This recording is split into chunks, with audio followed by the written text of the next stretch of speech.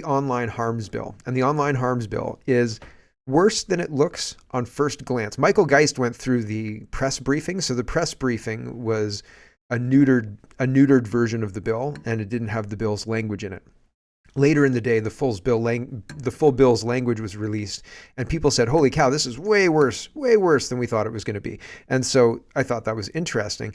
And so on first glance, Michael Geist went through it, and he was like, this is not bad, actually. They've fixed a lot of the major concerns. And I thought, oh, maybe it's not that bad. And then I started reading other people talking about, okay, I've read the bill, and holy crap, right? That's basically the consensus online. Now, what the Liberals are trying to do, they're being criticized for not protecting children in education, despite the fact that it's provincial. But anyway, regardless, I think correctly they're being blamed for this whole permeation of the LGBT whatever. So they're not protecting children. They're not protecting kids from predators in bathrooms. They're not protecting kids from predators who are going to mutilate them and all of that kind of stuff. They're not protecting kids, and people don't like that. So they're trying to invert the situation by creating this online harms bill to silence their critics and simultaneously take the moral high ground. If you disagree with this bill, you're against protecting children, because their language is all about protecting children. So the online harms bill, according to the Liberals, is all about protecting children. And if you don't agree with this bill, you don't want to protect children. That's the attack line that they're going to come at the Conservatives with. And just listen. But the reality is they're going to use this bill to persecute their political opponents. That's what's actually going to happen. Okay? So the inversion is to take the moral high ground, to say we're protecting kids. So that's why they're focusing on kids so much. And the goal really is to censor the internet. And so there's lots to get to. Let's get to it. First, Justin Trudeau says, for too long, web giants have failed to keep kids safe online. For too often, this has had devastating consequences. To hold web giants accountable for the harmful content they host and to make online spaces safer, we've introduced the Online Harms Act. So it's about kids. It's for your safety, comrade. Online harms have real world consequences. They have to teach people this, because this is not obvious, right? Like, it's not obvious. Now, in some cases, sure, like obviously there are situations where this is true, but they're exploiting these situations to build tools in order to silence whoever they want to silence with very little oversight. Also, this guy here, the Justice Minister, he says that the platforms have control over what you see. And that's not true. Facebook gives you moderation control over what's in your timeline. Twitter, X does too. Most of the platforms that you see give you control over what you see. Also, you're the one who's using the internet. Like, if you type in a search and then like clowns doing yoga or something like that, and then clowns doing yoga pops up, you can't go, oh no, I'm violated by Google. How dare they put the clowns doing yoga, right? Like, what? That's your fault, dude. Like, you searched for that. You sat down at the computer, you fired up the web browser, you typed it in, and on a website that reasonably you could expect that exact thing popping up. And hey, whose fault is that? It's not Google's fault, man. It is not Google's fault. So this guy's erroneously saying that the platform is attacking you, and we, the government, is going to protect you from the internet assaulting your eyeballs after you've put in a search term or gone to a website that would reasonably deliver something that you may not like, right? Like, yeah, it's crazy. It's crazy. Here is the Justice Minister. I mean, this guy's a clown. They're all clowns. It's crazy. Is this hate speech? Right? Here we go.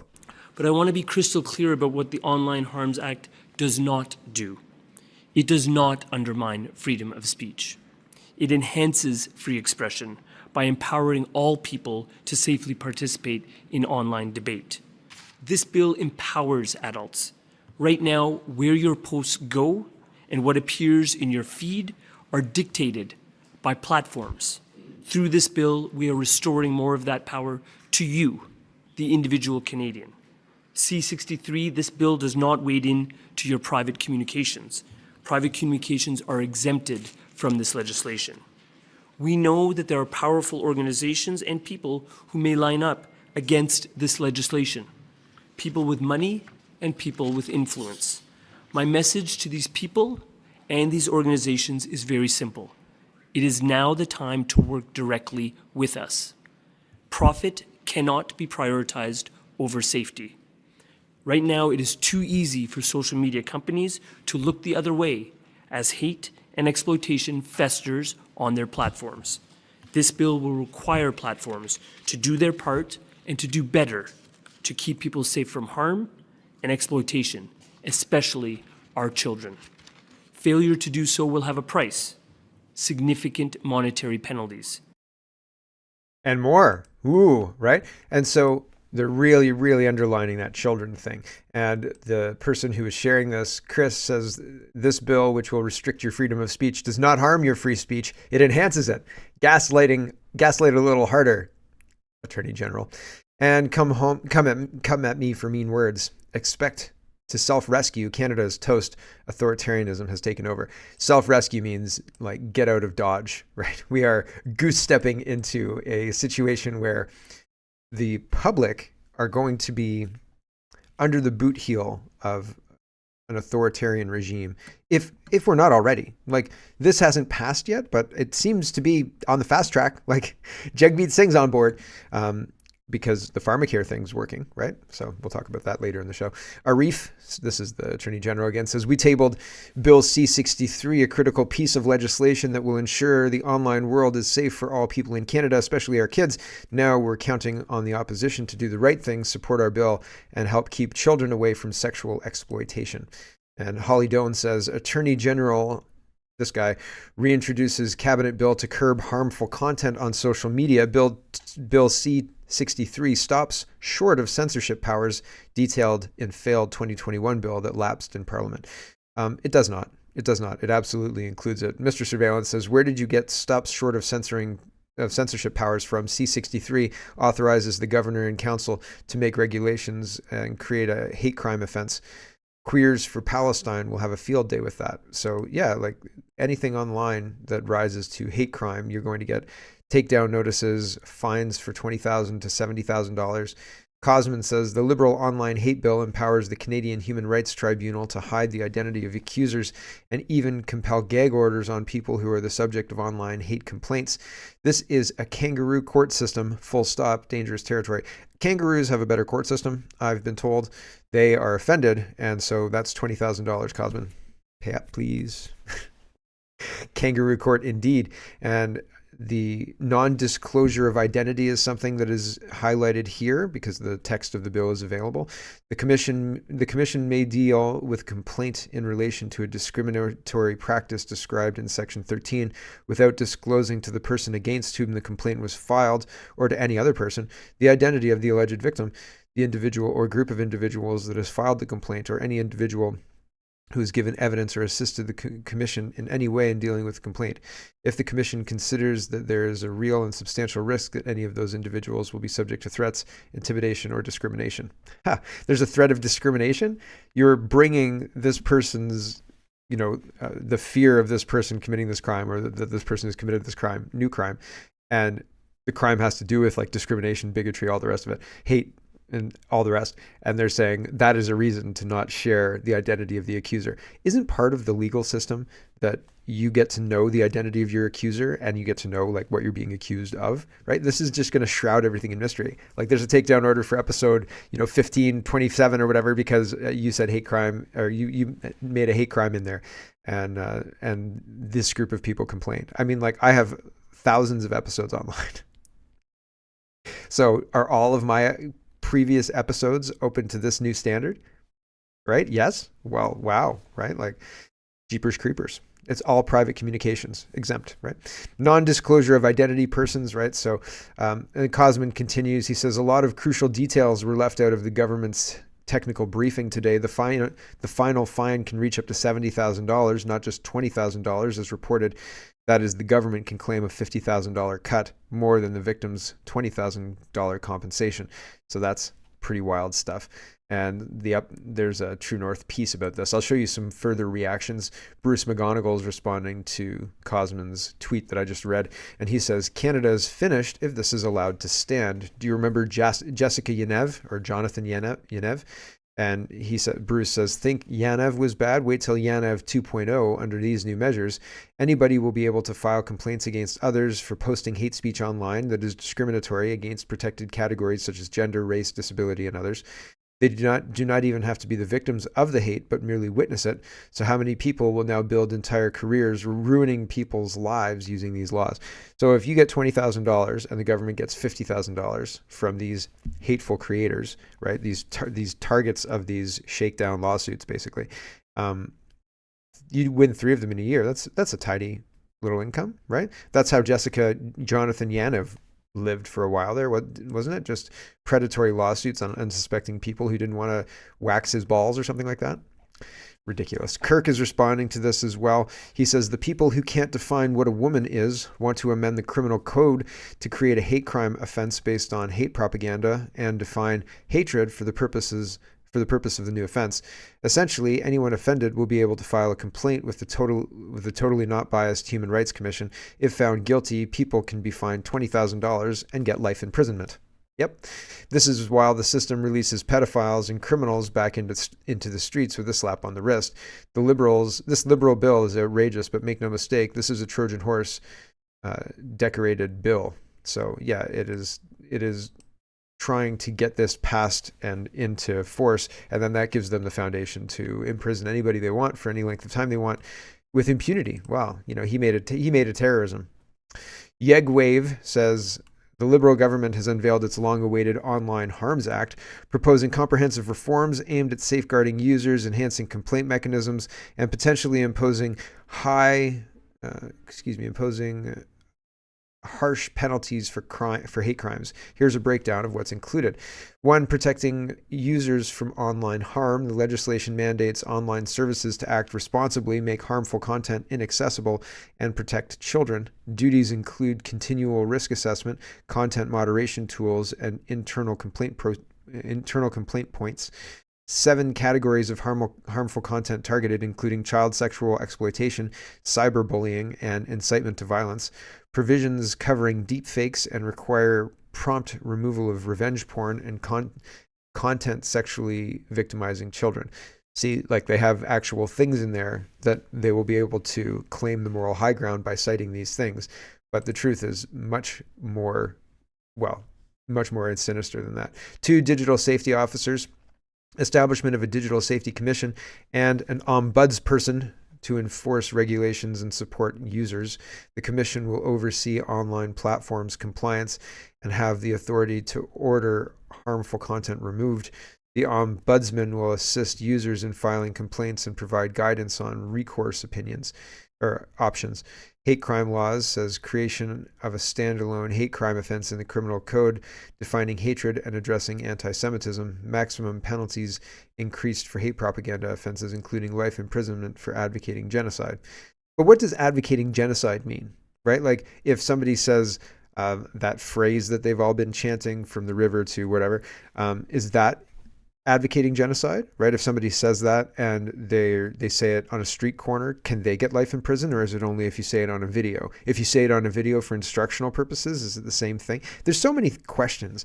The whole thing makes doing this show every single day a liability, right? And so like any show from my historical catalog or new show that I post and I say something funny or off color or whatever it is, right? I made fried chicken jokes the other day. That's a hate crime, right? Like, boom. Sorry about your luck, Mark. That's $20,000, right? Each instance, each joke. Sorry about your luck, buddy. You can't joke about that. This is 2024, right? What do you think this is? 2001? So it's interesting that it's that crazy, but it's that crazy. I don't think this will stand up. I don't think that they'll be able to do this, but at the same time, they're going to be able to pass. This is going to be able to pass the House of Commons because of Jagmeet Singh, and it's going to be able to pass the Senate because, well, they'll gut a bill that takes the carbon tax off farmers, but they'll speed up a bill that passes internet censorship. So this will fly through the Senate. The only thing that might trip them up is the courts. Maybe. But if sanity prevails, this won't stand, right? if sanity prevails, most people see the danger in this. It's very clear, very present. People don't want to have their lives censored. But most people aren't doing a daily show. Most people, but there are people who are, right? All of the alt media, I mean, Kian's going to weigh in a minute, True North, anybody like that, they can't do this either because they'd be subject to any one of their multiple programs per day will be subject to litigious people like Jonathan Yanev who want $20,000, and they'll take $20,000 to go away a month, right? Sure, why not? Right? Every month they find offense. Oh no, oh my eyes, mine eyes, right? You almost might as well put them on the payroll. Just shut up, man. Like just stop bringing lawsuits against us.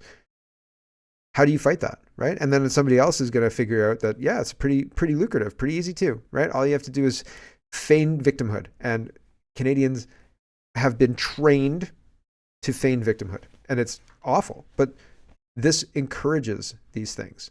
Hate crime laws, creation of a standalone hate crime offense in the criminal code, defining hatred and addressing anti-Semitism, maximum penalties increased for hate propaganda offenses, including life imprisonment for advocating genocide. Yeah, I've said that, but what does advocating genocide, is fried chicken jokes genocide? And like, I'm not even trying to be funny. There was a person, I'm not trying to be funny. I was trying to be funny. That was the point. But there was a person I was talking to, I can't remember the exact context, but he was saying basically like, I can't swim. And he was a black guy. And he was talking about how he couldn't swim. And he's like, oh, I'm such a stereotype. And I was like, careful, man, they're going to call you a white supremacist like in a minute. Right. And like we were joking around and laughing about it, but it's one of those things. I was like, you know what? I like fried chicken like crazy. And he was killing himself laughing about it. Right. And it was just one of those things that we were just joking and riffing off each other. And it's fine. But if you do that, in this brave new world, you're absolutely, completely pooched. And I'm not meaning any harm. I'm not meaning that in a harmful way. And I mean, people make jokes about me. Sure, fine, whatever. That's fine. I mean, that's probably the least, that's probably not the worst thing that's been said about me online, right? Like, holy cow. So doing this job, having this hobby is not without its pitfalls anyway, and adding a $20,000 fine to every single day, potentially every single episode, every single thing every single thing you put online, right? You can't make jokes. You can't say, I don't agree with this. I don't think that man is a woman, right? Because, that's a $20,000 fine, buddy. Sorry about your luck. You should have learned. You can't say that in Canada, right? Or you can say it, but comes with a hefty price tag, right? It's scary, and I am terrified about what's coming because I don't know how I don't know how I can reasonably do the show the way I'm doing my show now, in a situation where this is in effect and $20,000 per episode is on the table at minimum. And like $20,000, that's only if one person complains. What if multiple people complain?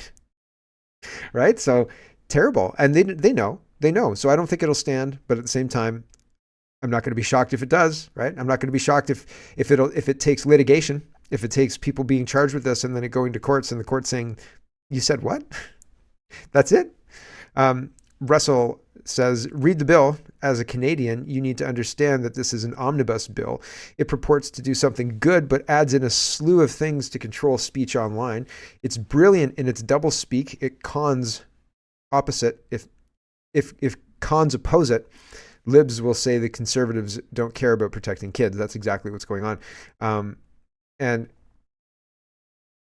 in the previous tab, he says this bill actually does do a few good things. In the previous tab, I was talking about that, right? Like, who wants to have revenge porn? Like, I would be fine if the law was targeted against revenge porn. Sure, like let's. I don't want revenge porn up. That's terrible, right? Or deep fakes or sexual content sexually victimizing children. Yeah, sure, I totally agree with all that. Great, like sure, do that. Can we stop drag queen story time too? Right? Like, can we stop propagandizing to children that if you cut off your healthy sex organs before you've gone through puberty that you're going to change your gender somehow? Because that's not true, and you know it's not true. Why do you claim on one side to want to protect children, but on the other side harm them directly and much more viciously, right? It's really, really strange. But this is all great. And if this was what the bill was about, fine. I would still suspect it was a Trojan horse. But it's all the rest of this that is really, really scary. But it does do some things that people are going to agree with, and it's going to give them something to latch onto to fight for this bill, right? And people are going to do that. And man, like, trouble. We're in deep trouble, deep trouble. Kian says, I've been reading about Justin Trudeau's online harms bill all day. People are not grasping the sheer magnitude and malice of his plan. This law will be Trudeau's final blow when it comes to regulating freedom in Canada. Our history will be remembered as before and after the implementation of this draconian act. He intends to suffocate Canadians who oppose his rule. Hong Kong recently passed laws banning speech disallowed by the government, and a generation of young adults fled. I'm in shock, and I'm forced to consider moving the countersignal and my family out of the country. That's not understated. It's not. It's not. And there are people, I get messages, and I appreciate them, and people are wonderful and kind and just lovely. I get messages from multiple people saying, like, come down to South America, come down to Mexico, come down to other places too. I have family in the UK, and I mean, I'm like, where are you guys going? Because holy smoke, it's happening there too, right? And we're all talking about, like, where do you go? What do you do? And I mean, I wish there was a place that seemed safe. Because if you go to the United States, I mean, it looks like they're going for civil war. Haven't you seen the trailers? Right? Like, so it seems like there's no good place. There's no safe place. There's no place that we're not going to have to stand up and fight. And they're gonna come for you with their cricket flour and their bugs and their fake meat and their sprayed skies. We'll get there at the end of the show. And the rest. Yesterday in Guelph was awful. Southwestern Ontario was awful. I was taking pictures in the Home Depot. I was like, I can't even believe how crazy sprayed these skies are. They're doing this on purpose. It was like 15 degrees it's the middle of February. Like, it should not be 15 degrees in Guelph right now, but they're spraying the skies like crazy. I don't want to get distracted. If you can leave Canada, maybe there's a place that you can go that's going to be safe. But I think at some point in time, this is coming for everybody. We've got to say, because I think remember, again, not to get distracted, but remember at the beginning of COVID, when it was nobody knows until everybody knows, and people were talking about things that were happening, like, we should be responding to this. The government's behaving in an irresponsible way. Nobody's responding to this. What's happening? There are multiple situations. Like, there's a collapse of birth rate in the West. There's a sperm count collapse as well in men. There's all sorts of things that are happening that you'd think we should be mitigating, but instead of doing that, we're absolutely not doing anything to mitigate anything. And once the collapse starts, it'll be unstoppable, and the government won't try, because that's the goal, maybe. But that's what happened with COVID, right? Like, once the lockdown started, that was the government's goal, and so bingo, bango, bongo, they got what they wanted. And so, you see what I'm saying? It just seems like all of this stuff is to convince us that there's this existential threat, and then it'll come to a head, and then either war or a climate catastrophe of some kind, that's something that they can blame on the climate, and we'll be bamboozled again, right? Just like COVID. I hope I'm wrong. Here's Andrew Coyne back to the online harms bill, right? And I mean, if you have dissenters like me saying this is nonsense, this is horseshit, don't mask your kids, don't inject this experimental poison, then, you know, what can they do? So they had to get rid of people like me, and that's what they're trying to do here, right? That's what they're trying to do here. Andrew Coyne says, life in prison for hate speech? Life? I knew the bill could have been a lot worse in many ways, but this strikes me as insane. Andrew Coyne, everyone. He's got an Israel and a Ukraine flag in his profile. Like, virtue signal harder, Andrew, right? But he's saying, this is crazy talk, Canada. I'm going to move to Israel.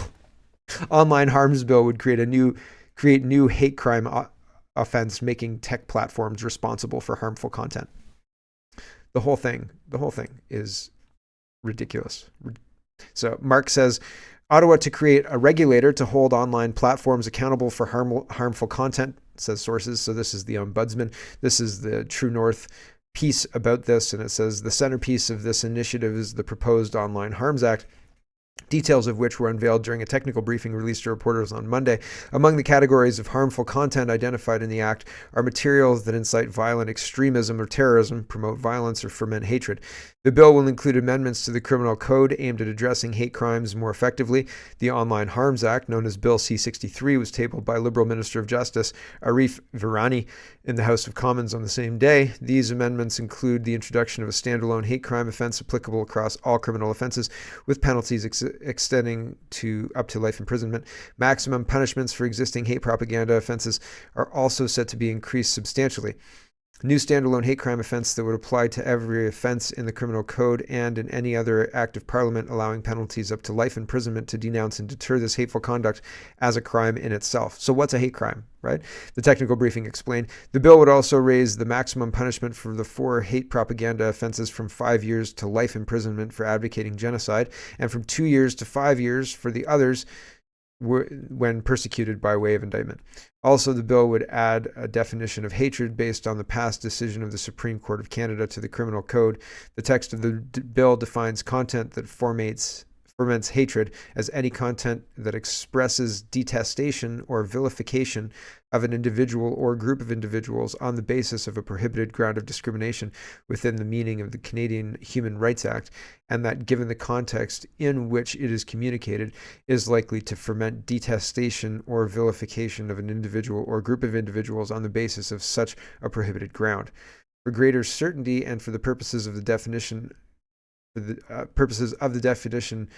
content that foments hatred content does not express detestation or vilification solely because it expresses disdain, dislike, or discredits, humiliates, hurts, or offends, adds the government.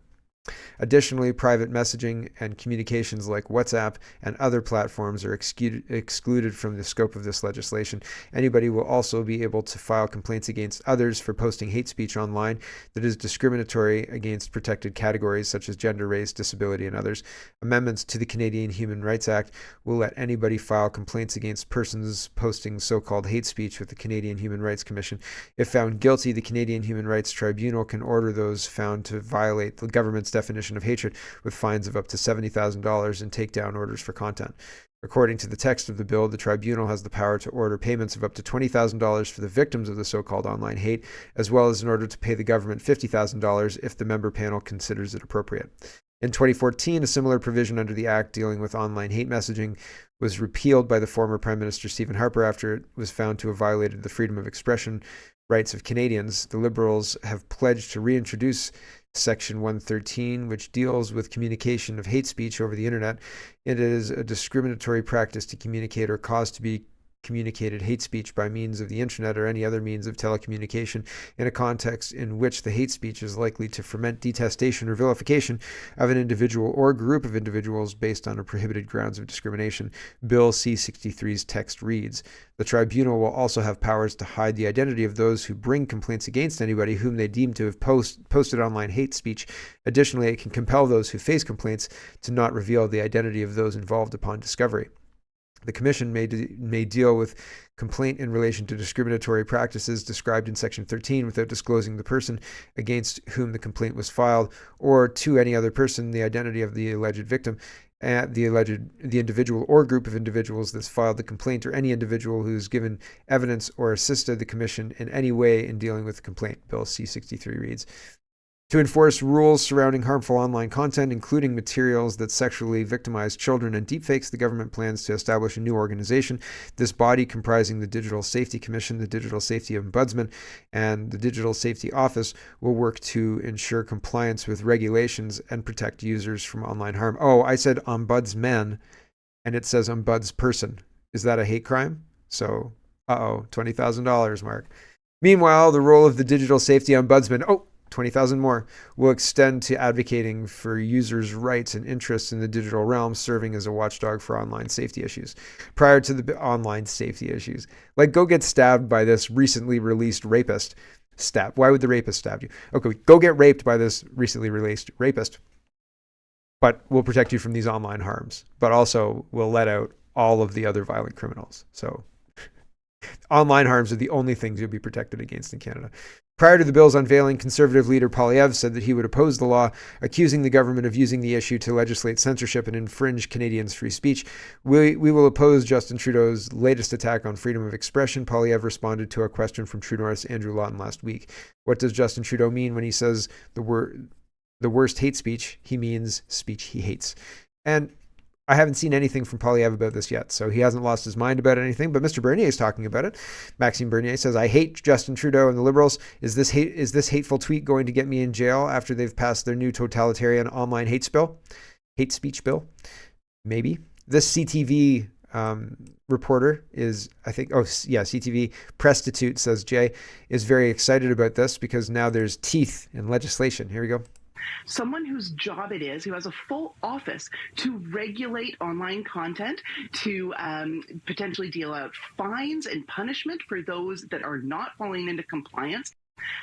It seems interesting when people are excited about the censorship idea, thinking that a law, like, it's the same as thinking that making housing a human right equals people getting houses, right? Thinking that this censorship law is going to be what she expects it to be and going to make Canada's internet this utopia of wonderful ideas and beautifully curated content. I mean, like, some of the best movies have some of the craziest things said in them, like Fight Club.